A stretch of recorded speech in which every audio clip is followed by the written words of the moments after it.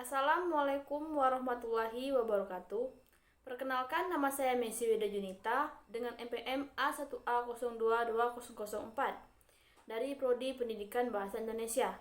Di sini saya ingin memenuhi tugas mata kuliah keterampilan membaca, yang mana yaitu adalah menjelaskan peta konsep yang telah dibuat dari beberapa hari yang lalu. Langsung saja ke materi yang pertama. Yang pertama yaitu adalah definisi membaca atau hakikat membaca. Pengertian membaca. Pengertian membaca dalam pengertian yang sempit yaitu adalah hanya sekedar membaca atau merupakan kegiatan memahami makna dalam tulisan. Yang kedua, membaca dalam pengertian yang luas atau membaca dalam memahami. Pengertian membaca dalam beberapa lingkup modern yaitu menurut Tarigan, membaca adalah suatu proses yang dilakukan serta digunakan membaca untuk memperoleh pesan yang hendak disampaikan oleh penulis melalui kata-kata atau bahasa tulisan. Jadi, membaca ini adalah sebuah kegiatan atau aktivitas berupa mengelafalkan atau mengeja sebuah tulisan. Langsung saja komentar yang kedua yaitu adalah membahas 3 topik yang dibicarakan. Yang pertama yaitu adalah definisi membaca pemahaman, yang kedua jenis-jenis membaca pemahaman, yang tiga faktor yang mempengaruhi membaca pemahaman.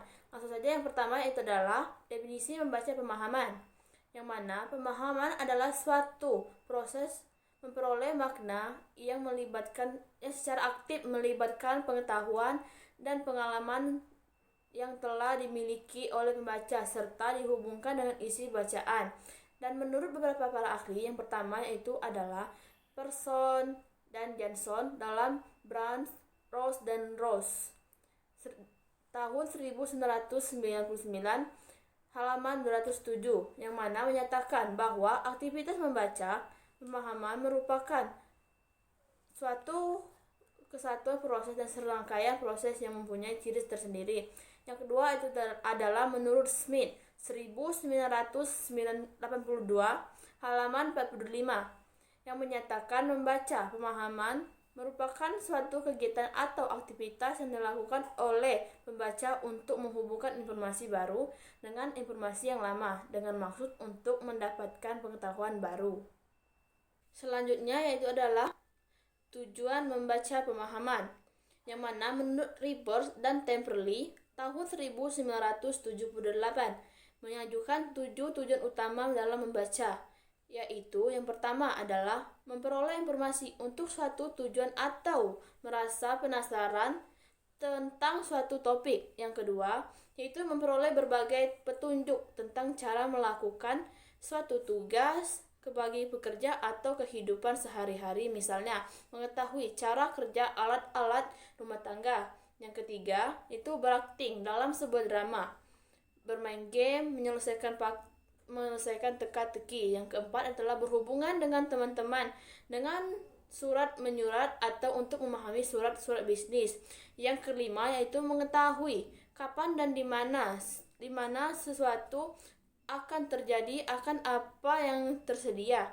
Yang keenam yaitu adalah mengetahui apa yang sedang terjadi atau telah terjadi sebagaimana dilaporkan dalam koran, majalah, atau laporan. Yang terakhir adalah memperoleh kesenangan atau hiburan. Dan itu adalah proses membaca pemahaman. Menurut Brown tahun 1996 halaman 6, kegiatan membaca dapat dilakukan atas 2 bagian, yaitu proses membaca dan produk membaca. Proses membaca dapat dilakukan atas 9 komponen yang sering dilakukan oleh pembaca dalam berkomunikasi secara aktif untuk menghasilkan produk membaca.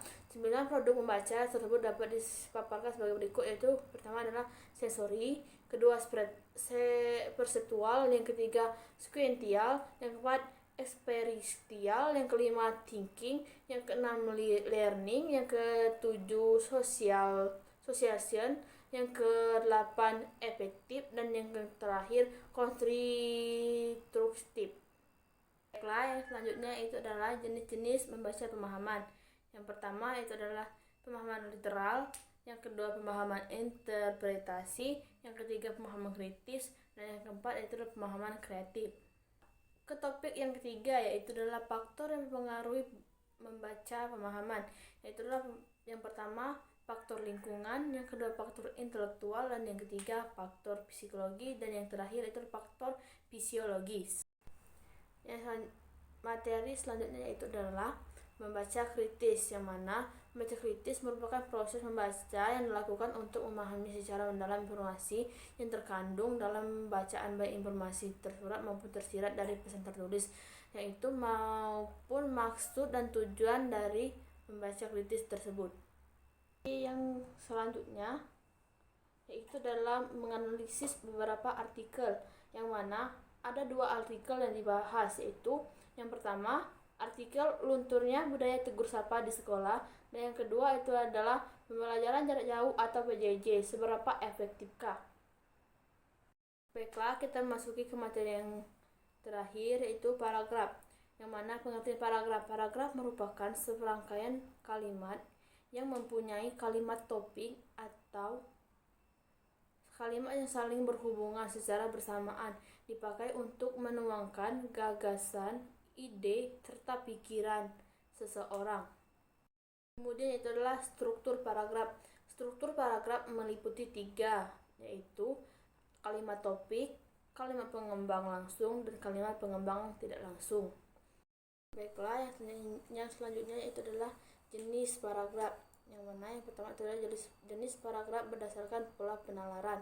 Yang pertama itu adalah deduktif, yang kedua induktif, yang ketiga deduktif, induktif, yang keempat interaktif, dan yang kelima menyebar.